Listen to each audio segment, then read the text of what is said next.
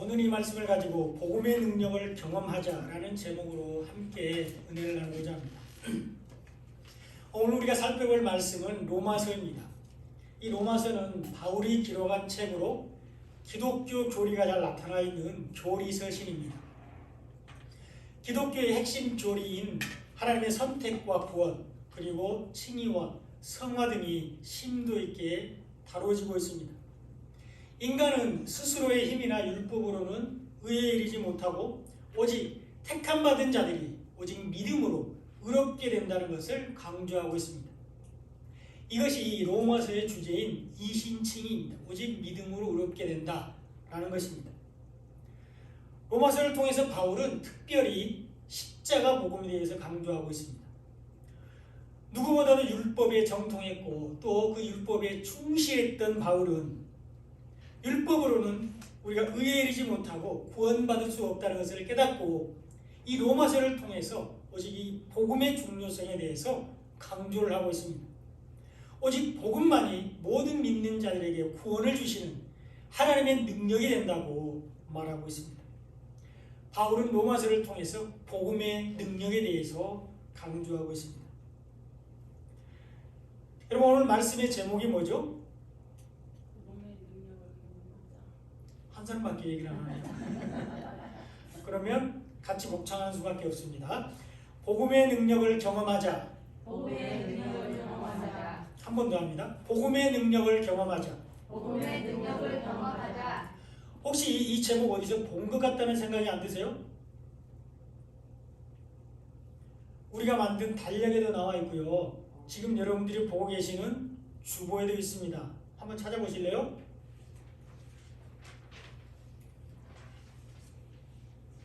여기 있네요. 예, 뭐죠? 복음의 능력을 경험하자. 2023년 교회 목표. 예. 2023년도 우리 교회의 목표가 복음의 능력을 경험하자입니다. 그래서 오늘 말씀을 통해서 복음의 능력에 대해서 생각을 해보면서 복음이신 예수를 깊이 생각하는 중에 올 한 해 복음의 능력을 경험하는 2023년이 되시기를 소망합니다. 아멘. 바울은 복음을 위해서 부르심을 받았습니다. 로마서 1장 1절에 보면 예수 그리스도의 종 바울은 사도로 부르심을 받아 하나님의 복음을 위하여 택정함을 입었으니, 이렇게 로마서를 시작하고 있습니다. 바울은 자신을 예수 그리스도의 종이라고 소개하고 있고요. 자신이 예수 그리스도의 사도로 부르심을 받았다고 말하고 있습니다. 근데 우리가 잘 알듯이 한때 바울은 율법 안에서 예수님을 핍박했던 사람입니다. 그리고 이 바울은 예수님과 거의 동시대를 살았던 사람들입니다. 성경학자들은 이 사도행전과 빌레몬서를 근거로 해서 바울의 출생을 AD 1년, 그러니까 예수님이 오시고 난 뒤에 AD 1년경으로 추정을 하고 있습니다. 그래서 약간의 오차가 있다 하더라도 이 바울은 예수님과 거의 같은 시대를 살았던 사람입니다. 그러니까 예수님보다도 한두 살, 많게는 두세 살 적었던 사람이에요. 그러므로 이 바울은 예수님에 대해서 잘 알았을 것입니다. 예수님의 가르침에 대해서 들었을 것이고 예수님이 행한 일을 잘 알고 있었을 것입니다. 바람과 바다를 꾸짖으시고 귀신을 쫓아내고 기적을 베푸시는 예수님에 대해서 들었을 것입니다. 그리고 병자를 고치고 죽은 자를 살리신 하나님의 예수 그리스도의 능력에 대해서 들었을 것입니다. 그리고 바울은 십자가를 지고 골고다로 향하시는 예수님에 대해서 들었을 것입니다. 어쩌면 직접 봤을 수도 있습니다. 그리고 두 명의 강도와 함께 십자가에서 죽으신 예수님에 대해서 바울은 잘 알고 있었을 것입니다. 그리고 그 예수님이 3일 만에 부활하셨다는 것을 잘 알고 있었을 것입니다. 예수님의 부활은 비밀스럽게 조용히 일어난 일이 아니기 때문입니다. 예수님이 부활하신 일로 인해서 온 예루살렘이 소동했습니다. 무덤을 찾았던 여자들이 예수님이 부활했다는 사실을 알았고요. 그리고 그 사실을 제자들이 알았습니다. 그리고 부활하신 예수님은 동시에 500명에게 나타나서 자신의 부활을 알려주셨습니다. 많은 사람들이 예수님이 다시 살아나셨다는 소식을 들었습니다. 그리고 또 그 무덤을 지키던 경비병들, 군인들이 예수님이 부활하셨다는 사실을 알았고요. 그래서 그들은 대제사장들과 종교 지도자에게 가서 이 사실을 알렸습니다. 그러자 그들은 돈을 주고 군인들을 매수해서 예수님의 제자들이 시체를 훔쳐갔다고 거짓 소문을 퍼뜨리게 했습니다. 그러므로 당연히 바울도 예수님의 부활에 대해서 들었을 것입니다. 바울도 예수님이 부활하셨다는 사실을 알았을 것입니다. 그러나 바울은 예수님을 믿지 않았습니다. 오히려 대제사장들이 군인들에게 돈을 주고 퍼뜨린 예수님의 시체 도난설, 사실 지금도 이것을 믿고 있는 사람들이 있다고 합니다. 이 예수님의 시체 도난설을 믿고 싶었을 것입니다. 바울은 예수님이 부활하셨다는 사실을 믿지 않았을 수는 있습니다. 그러나 분명한 것은 그 모든 소동과 모든 과정을 통해서 예수님에 대해서 알고는 있었다는 것입니다. 예수님의 가르침에 대해서 들었고 예수님이 하신 모든 일을 알고 있었다는 것이죠. 그러나 바울은 예수님을 믿지 않았습니다. 오히려 예수님을 비난하고 반대하고 핍박했는데 예수 믿는 사람들을 박해하고 핍박하는 것이 곧 바로 예수님을 핍박하는 것이었습니다. 율법 안에서 전능하시고 거룩하신 하나님을 누구보다도 사랑했던 바울은 연약한 인간의 모습으로 오셔서 너무나도 비참하게 십자가에서 죽으시는 예수님을 믿을 수 없었습니다. 그래서 자신을 하나님이라고 말하고 또 율법을 다 지켰다고 말하는 예수님을 대적했고 부활하시고 승천하고 안 계신 예수님 대신에 예수님의 제자들을, 예수 믿는 사람들을 핍박하고 박해했습니다. 그리고 그것이 하나님을 사랑하는 것이라고 바울은 생각했습니다. 바울은 율법 안에서 예수님을 핍박했습니다. 여러 번 말씀드렸듯이 이것은 율법으로는 우리가 예수님을 알 수 없다는 것을 보여주고 있고요. 율법으로는 의에 이르지 못하고 구원받을 수 없다는 것을 잘 보여주고 있습니다. 우리가 예수님을 통하지 않고는 하나님과 화목하게 될 수가 없고 하나님의 자녀가 될 수 없다는 것을 말하고 있습니다. 예수님을 통하지 않고는 하나님께 갈 수가 없습니다. 예수님을 알지 못하는 것이 하나님과 원수가 되는 것이고 이런 사람들은 의롭게 되지 못하기 때문에 구원을 받지 못하고 심판을 받게 되는 것입니다. 근데 그렇게 예수를 핍박했던 바울이 복음을 위해서 부으심을 받았습니다.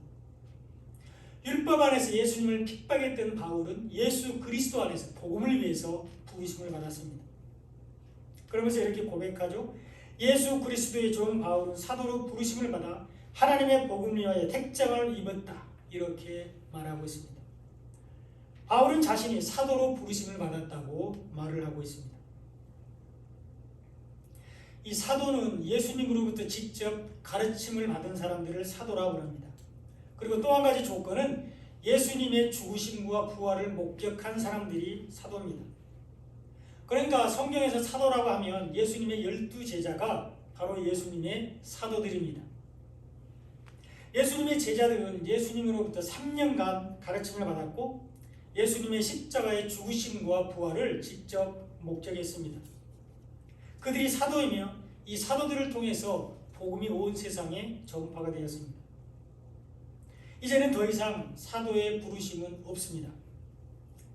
오늘날 모든 성도들, 모든 믿는 자들은 이 그리스도 안에서 사도의 직분, 사도의 역할을 하긴 하지만 이제 그들을 사도라고 부르진 않습니다. 그러므로 지금도 유행하고 있는 신사도 운동 들어보셨을 겁니다. 신사도 운동을 우리는 조심해야 됩니다. 자기가 신사도로 부름을 받았다고 말하는 사람들을 우리는 조심해야 됩니다.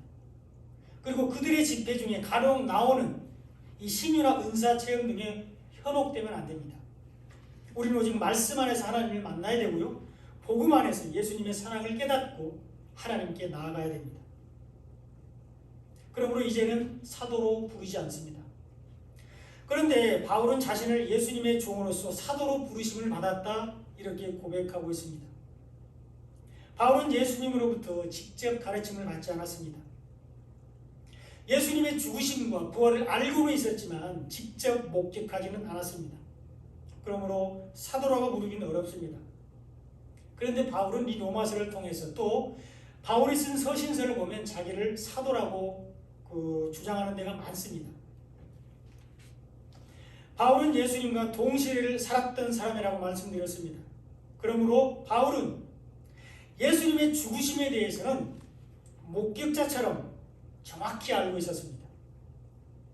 그리고 예수님의 부활은 사도행전 9장 4절로 6절에서 예수님이 직접 보여주셨습니다. 여러분 돌아가서 한번 찾아보시기 바랍니다. 사도행전 9장 4절로 6절에 보면 예수님이 바울에게 나타나셔서 부활하신 예수님을 직접 보여주셨습니다. 담에색으로 가는 길에서 부활하신 예수님을 만났습니다. 그러므로 바울은 사도의 조건이 되기 위한 예수님의 죽으심과 부활을 목격했습니다. 이제 하나 남은 조건이 예수님으로부터의 가르침인데 사도행전 9장 17절로 18절에 보면 이 아나니아라는 사람이 안수할 때 성령이 바울에게 임했다 이렇게 기록되어 있습니다. 그리고 그때 바울의 눈에서 비늘 같은 것들이 떨어져서 다시 보게 되었다고 기록되어 있는데 이것은 성령으로 바울 안에 있는 율법을 복음으로 바꾸어 주셨다는 것을 말씀하고 있습니다. 이것이 예수님의 가르치심입니다. 성령은 말씀을 증거하기 때문입니다. 특별히 성령은 복음을 증거합니다.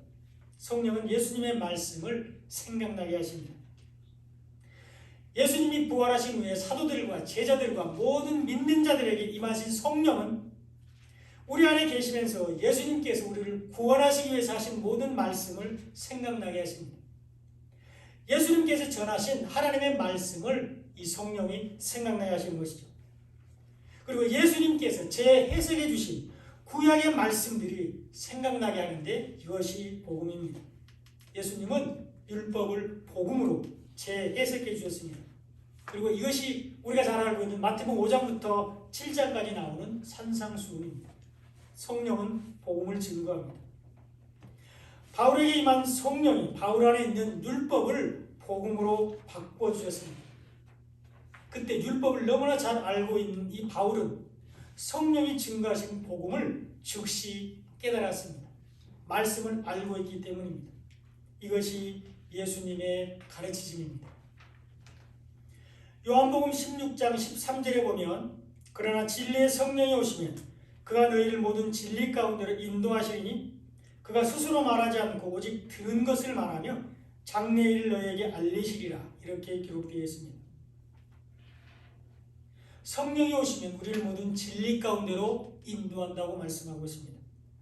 그리고 하나님의 말씀, 예수님의 말씀이 진리입니다. 생명의 말씀인 복음이 진리입니다. 성령이 오시면 우리를 하나님께로 인도하고요, 예수님께로 인도합니다. 그리고 우리 안에 계신 성령이 복음을 생각나게 하고 깨닫게 해주십니다. 성령은 복음을 증거합니다. 그리고 이 성령은 스스로 말하지 않고 오직 들은 것을 말한다고 기록되어 있습니다. 이 성령이 자기 스스로 말하지 않고 자기가 들은 것을 말한다는 것이죠. 그리고 성령이 들은 것은 바로 예수님의 말씀입니다. 성령이 들은 것은 예수님이 이 땅에서 우리를 구원하시기 위해서 하신 말씀입니다. 성령이 들은 것은 생명의 말씀인 복음입니다. 성령은 복음을 증거합니다. 이 일을 위하여 바울은 부르심을 받았고 복음을 전하기 위해서 부르심을 받았습니다. 성령은 예수님의 죽으심과 부활을 증거합니다. 요한복음 16장 13절 하반절에 보면 그가 장래일을 너희에게 알리시리라 이렇게 기록되어 있습니다. 성령이 증거하시는 장래일은 예수님이 죄에서 우리를 구원하신 일입니다. 예수님이 우리를 구원하시기 위해서 십자가에서 죽으신 것과 사망 권세를 이기시고 3일 만에 부활하신 것이 성령이 증거하시는 장래의 일입니다.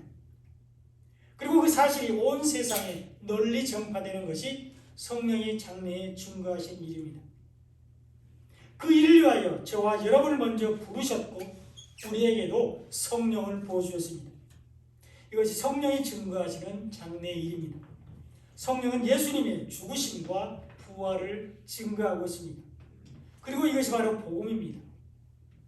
예수님이 우리를 구원하시기 위해서 죽으시고 부활하셨다는 것이 바로 복음입니다.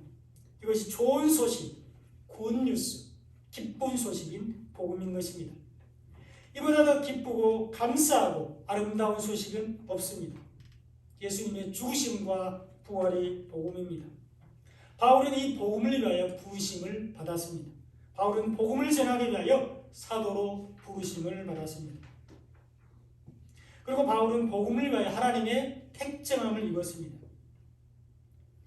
로마서 1장 1절을 다시 보시면 예수 그리스도의 영 바울은 사도로 부르심을 받아 하나님의 복음을 위하여 택정함을 입었으니 이렇게 기록되어 있습니다.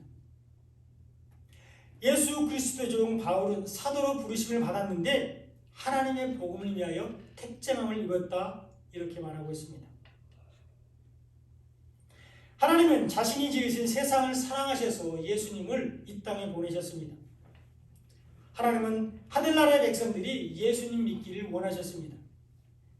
예수님을 통해서 하나님의 자녀들을 구원하시는 것이 하나님의 뜻입니다. 하나님은 그리스도 안에서 은혜를 받은 자들이 복음을 받아들이고 믿기를 원하셨습니다. 하나님은 예수님을 믿는 모든 사람들을 구원하기를 원하셨습니다. 이것이 하나님의 복음입니다. 바울은 이 하나님의 복음을 위하여 택정함을 입었다고 말하고 있습니다. 성령의 증거를 따라서 예수님을 믿는 것이 하나님을 사랑하는 것입니다. 복음을 받아들이고 믿는 것이 하나님을 사랑하는 것이라고 성령이 증거하고 있습니다. 그리고 복음을 전하는 것이 하나님을 사랑하는 것이라고 성령이 바울에게 알려주셨습니다. 그래서 바울은 모든 민족과 모든 나라에 복음을 전하기 위하여 부르심을 받았습니다. 사도행전 9장 15절에 보면 이 사람은 내 이름을 이방인과 임금들과 이스라엘 자손들에게 전하기 위하여 택한 나의 그릇이라 이렇게 기록되어 있습니다. 바울은 이방인과 임금들과 이스라엘 자손들에게 복음을 전하기 위해서 택함을 받았습니다. 우리는 보통 바울을 말할 때 이방인의 사도 이렇게 말하지만 바울은 이방인들뿐만 아니라 임금들과 이스라엘 자손들에게 복음을 전하기를 원했습니다. 그래서 바울은 가는 데마다 회당에서 복음을 전했습니다. 유대인들이 10명 이상 모이면 회당을 만들고 거기에는 구약의 말씀이 있었습니다. 그리고 유대인들이 거기에 모였죠. 그래서 바울은 가는 곳마다 회당에서 복음을 전했습니다. 그 복음이 확산되어서 온 열방과 또 이방 가운데에 전해졌습니다.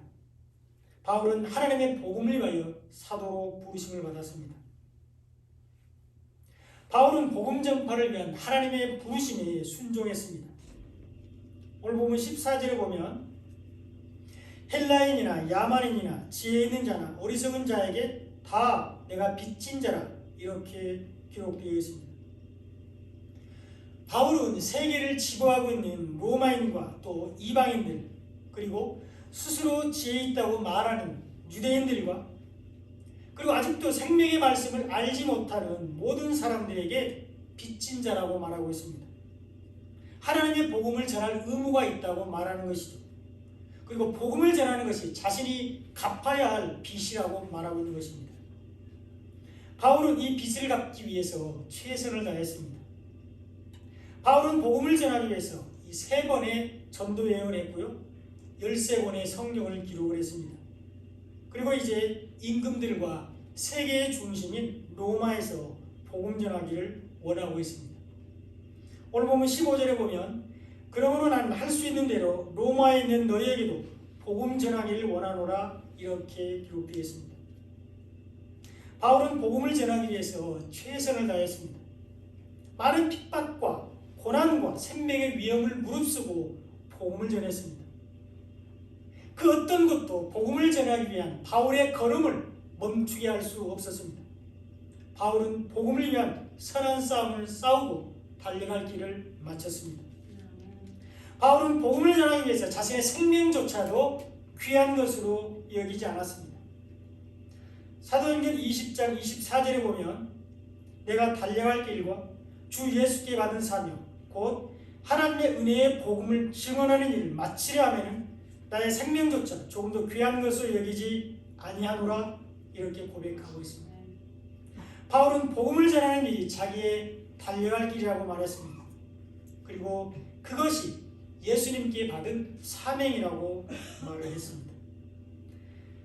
바울은 하나님의 은혜의 복음을 증언하는 일을 마치려고 하면 내 목숨도 귀한 것으로 여기지 않는다 이렇게 얘기했습니다. 그래서 바울은 로마에 가길 그렇게 사모했고 로마에서 황제에게 복음을 전했습니다. 바울은 예수 그리스도의 종으로서 복음을 전하기를 원했습니다. 사도로 부르심을 받은 바울은 생명의 말씀, 복음 전하기를 원했습니다. 하나님의 복음을 위하여 택정함을 받은 바울은 오직 복음만을 전했습니다. 복음의 빚진 자로서 헬라인이나 야만인이나 지혜 있는 자나 어리석은 자에게 다 복음 전하기를 원했습니다. 바울은 임금들과 유대인들과 이방인들에게 부지런히 복음을 전했습니다. 그리고 이 복음을 위해서는 자신의 생명조차도 귀한 것으로 여기지 않았습니다. 바울은 복음 전파를 위한 하나님의 부르심에 순종했습니다. 그렇다면 바울은 왜 이렇게 복음 전하기 위해서 애를 썼을까요? 바울은 왜 복음을 전하기 위해서 자신의 생명조차도 귀한 것으로 여기지 않았을까요? 바울은 왜 자신이 그렇게 생명처럼 목숨처럼 사랑했던 율법과 자신의 신분과 그 많은 학문과 모든 자랑거리를 배설물처럼 여기고 복음만을 자랑했을까요?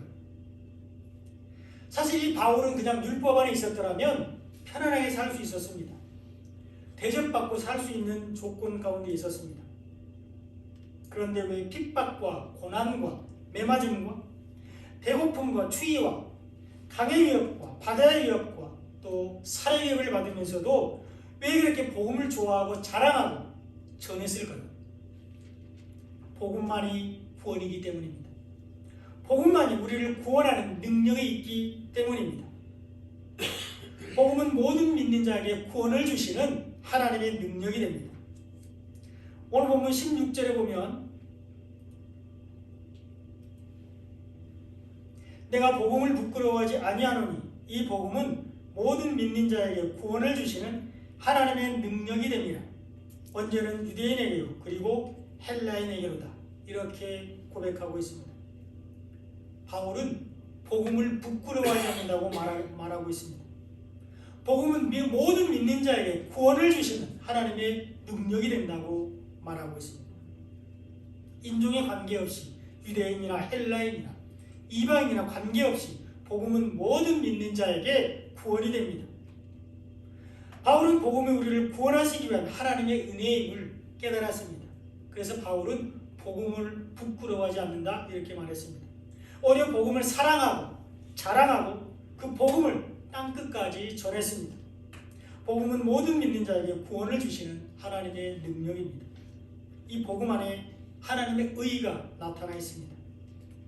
오늘 본문 17절에 보면 복음에는 하나님의 의가 나타나서 믿음으로 믿음에 이르게 하나니 기록된다. 오직 의인은 믿음으로 말미암아 살리라 이렇게 기록되어 있습니다. 복음 안에 하나님의 의가 나타난다고 말하고 있습니다. 이 복음 안에 나타난 하나님의 의가 이 하나님의 의는 예수 그리스도 안에서 우리 죄를 용서하시는 것이 바로 하나님의 의입니다. 예수 그리스도의 보혈의 피로 우리를 깨끗게 하시는 것이 하나님의 의입니다. 이 하나님의 의는 예수님 안에서 우리가 거룩하게 되는 것입니다. 생명의 말씀인 복음으로 우리의 모든 불법이 사함을 받는 것이 하나님의 의입니다. 이 복음 안에 하나님의 의가 나타나 있습니다. 그 복음에 나타난 하나님의 의가 우리를 믿음에 이르게 합니다. 하나님과 예수님을 믿는 것이 믿음이고요. 성령을 의지하는 것이 믿음입니다. 하나님을 믿고 예수님을 믿고 성령을 인정하고 받아들이고 의지하는 것이 믿음인데 이 세 분은 말씀이시고요. 말씀 안에 계시고 말씀을 증거하는 분이십니다. 태초에 말씀이 계셨는데 이 말씀이 하나님과 함께 계셨고 이 말씀이 곧 하나님이십니다. 그리고 보이지 않는 하나님의 형상으로서 말씀이 육신이 되어 이 땅에 오신 분이 예수님이십니다. 그리고 예수님이 부활하신 후에 모든 믿는 자들에게 임하신 성령은 바로 이 말씀을 증거합니다. 삼위일체 하나님은 언제나 말씀 안에서 함께 계시는데 이 말씀이 곧 복음입니다. 그러므로 하나님의 말씀을 믿는 것이 하나님을 믿는 것이고요. 예수님이 우리에게 주신 생명의 말씀 복음을 믿는 것이 예수님을 믿는 것이고 성령이 우리 안에서 그 복음을 증거하고 있습니다. 복음 안에 나타난 하나님의 의가 우리를 믿음에 이르게 합니다. 그리고 그 믿음이 우리를 의인이 되게 합니다. 오늘 본문 17절 하반절에 보면 오직 의인은 믿음으로 말미암아 산다 이렇게 말하고 있습니다. 믿음을 가진 사람들을 하나님은 의인이라고 인정해 주십니다. 믿음으로 사는 사람들이 의인입니다. 복음 안에 있는 하나님의 의를 가진 사람들이 바로 의인입니다. 복음 안에 있는 의가 우리를 믿음에 이르게 합니다. 믿음을 가진 사람들을 하나님은 의롭다고 인정해 주시죠. 그리고 의인은 믿음으로 말미암아 살게 되는데 믿음으로 구원을 받게 됩니다. 이것이 로마서의 주제인 이신칭의입니다. 믿음이 우리를 의인이 되게 하면 우리는 믿음으로 구원을 받습니다. 이것이 복음의 능력입니다. 복음 안에 나타난 하나님의 의가 복음의 능력입니다. 복음 안에 나타난 하나님의 의가 우리를 믿음에 이르게 하는데 이것이 복음의 능력입니다. 믿음으로 우리는 의인이 되었는데 이것이 복음의 능력입니다. 믿음으로 우리는 구원을 받았는데 이것이 복음의 능력입니다. 복음은 모든 믿는 자에게 구원을 주시는 하나님의 능력입니다. 제 말씀의 결론입니다.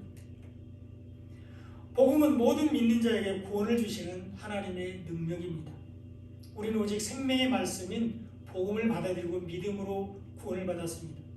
그리고 이 복음을 주님 다시 오시는 그날까지 우리가 주님 앞에 서는 그날까지 지키는 자가 구원을 받습니다. 선한 싸움을 싸우고 달려갈 길을 마치고 믿음을 지킨 자들을 위해서 의의 면류관이 예비되어 있습니다. 이것이 복음의 능력입니다. 이 복음의 능력을 경험하는 한 해가 되시기 바랍니다. 복음은 모든 믿는 자에게 구원을 주시는 하나님의 능력입니다.